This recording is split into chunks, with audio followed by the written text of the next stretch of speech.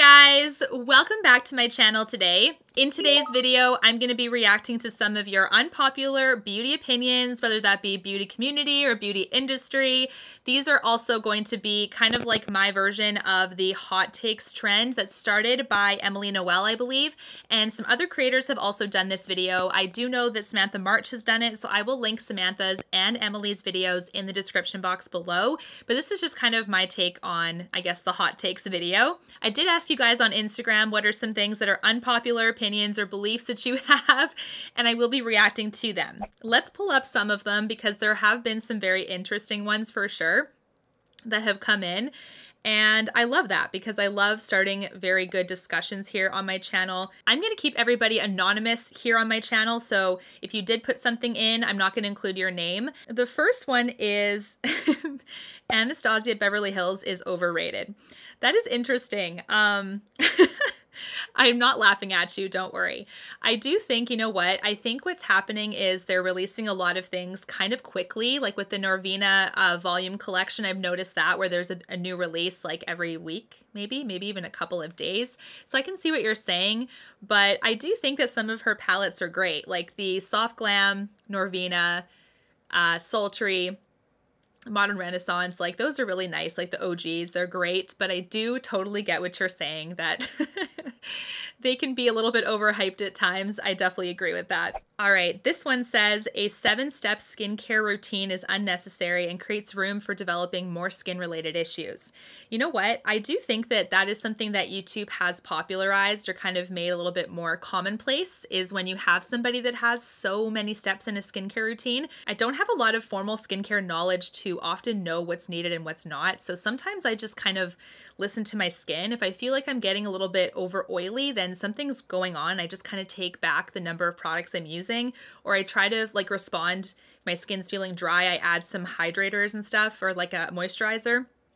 But I'm not one that has a lot of formal knowledge, but I also agree with you that I don't think 7 steps is needed. For some of the people that I've talked to that do have more formal skincare knowledge, like estheticians and things like that, they don't typically recommend like a whole line for skin where there's like, you know, there's some for specific skincare needs or concerns, but they're never recommending like the entire line to someone and that you need to use all 10 products.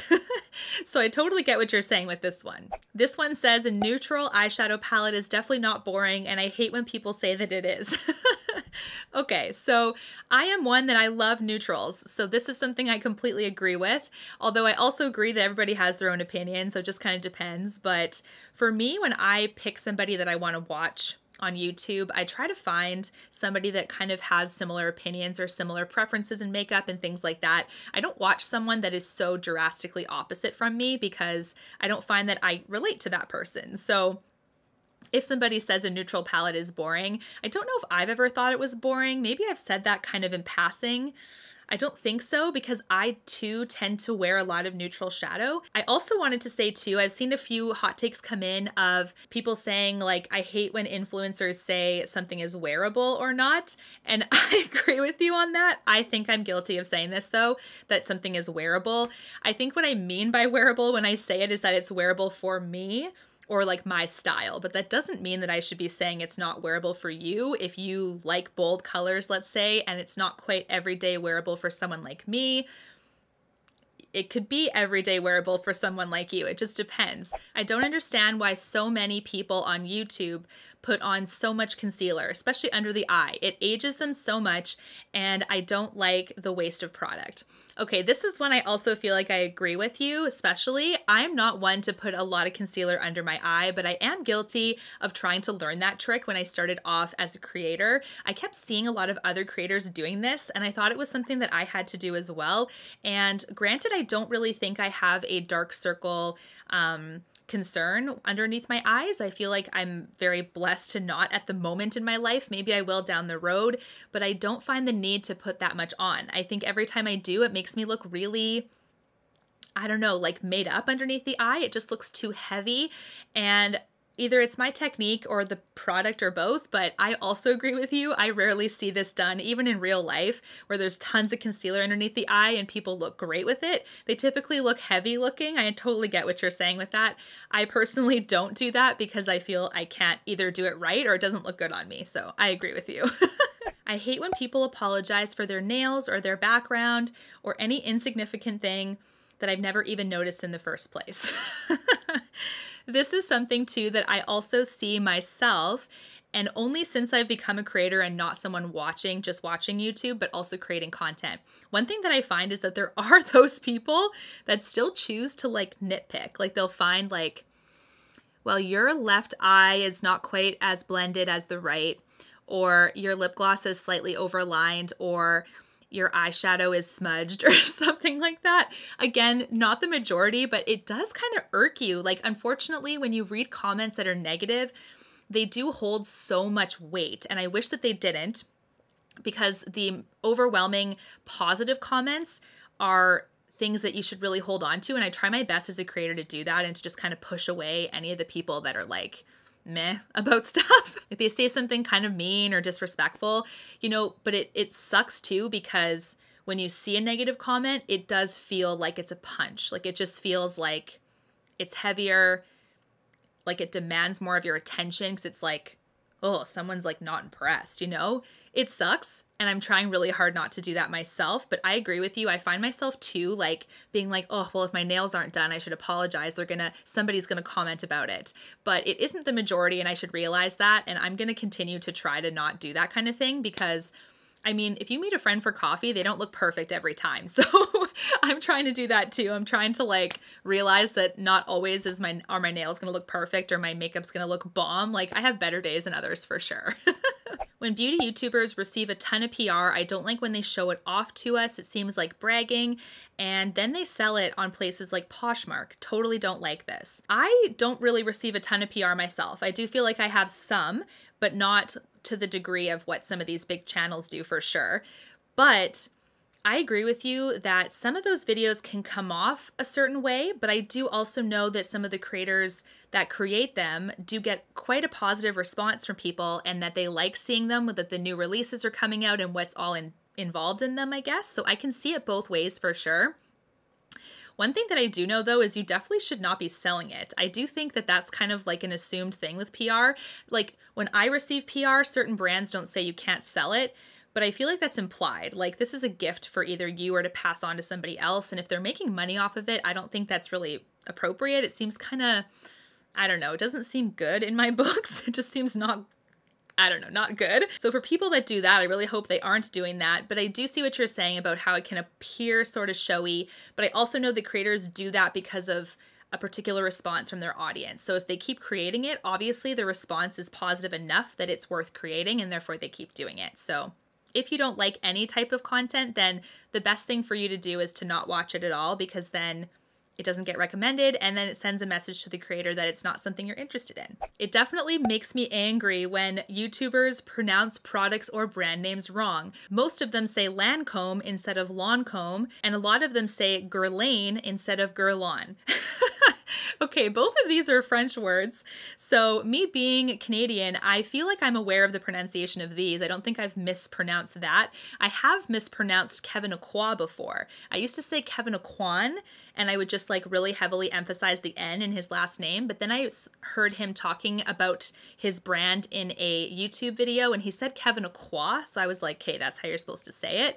But I do think that when, you know, a creator gets feedback in a positive way, not an attack, but if they say, hey, just so you know, Lancome is pronounced Lancome instead of Lancome, just so you know, or whatever. Like, it actually took a really nice person telling me, actually Kevin Aqua is pronounced Kevin Aqua.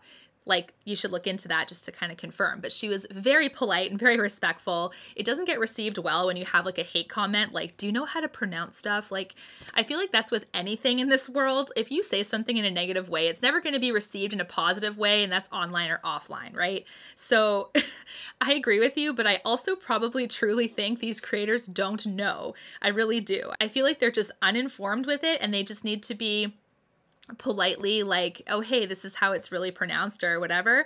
I don't think they're doing that on purpose. Creators shouldn't be criticized for curating their collections through declutters. A makeup collection should be personal to the user. I don't understand why people attack creators for getting rid of items that they really like but aren't using, but then on the other side, they criticize them for keeping items that they aren't using because it's wasteful. And then on the flip side as well, creators get criticized for having large collections, so it's like you can't please anybody. This is something for me that I've learned probably in the first 6 months of YouTube-ish, and that is that it is absolutely impossible to please anybody. What makes the world so awesome is there's different opinions, but the people that tend to force their opinion like down your throat is just a little bit off-putting, and those are the people I think she's talking about, where they're like, oh, why are you decluttering? Or, oh, why do you have so many makeup products? Or how can you have that many, or whatever. For me, I've kind of come to the point of like, when I declutter something, it's like I said, for my own personal preference, and kind of what this girl's saying too. It's like makeup should be personalized. Because I have a beauty channel, I will obviously have more than most, but even myself, I have a hard time having so much makeup. So that's why I've kind of reared in and started with my smart shopping videos and doing some hauls, but also anti-hauls as well, to make sure that I'm not just buying, reviewing, and like leaving in my collection, because that's something in the most recent months I've come to realize how much that has accumulated. Like my friends that don't have channels or anything, they have far less makeup than I do, but I think it comes down to if a creator is okay with whatever they have, whether that be a massive collection, a little collection, in between, that should be on them. But I totally see what you're saying, that there's people that will complain no matter what, and I've just learned that unfortunately, it is what it is. So I just do YouTube for the positive, the supportive comments, the people that keep coming back that just love all my content all the time. That's why I do my channel, and that's what I really try to focus on. This girl says Instabaddie needs to stop. I don't know what Instabaddie is. So if you guys know what that is, let me know down below. I'm clueless, so I don't even know that it even started. Anyways, guys, that is all for my reactions to some unpopular opinions for this video. Let me know if you find this entertaining, and I will definitely do another one or a part 2 to this. Until my next video, guys, take care. Thank you so much for watching. Bye, guys. You and me, everything that we've been through has made us strong. You won't believe we've had our gray, but somewhere there's a light inside of us. It shows the way.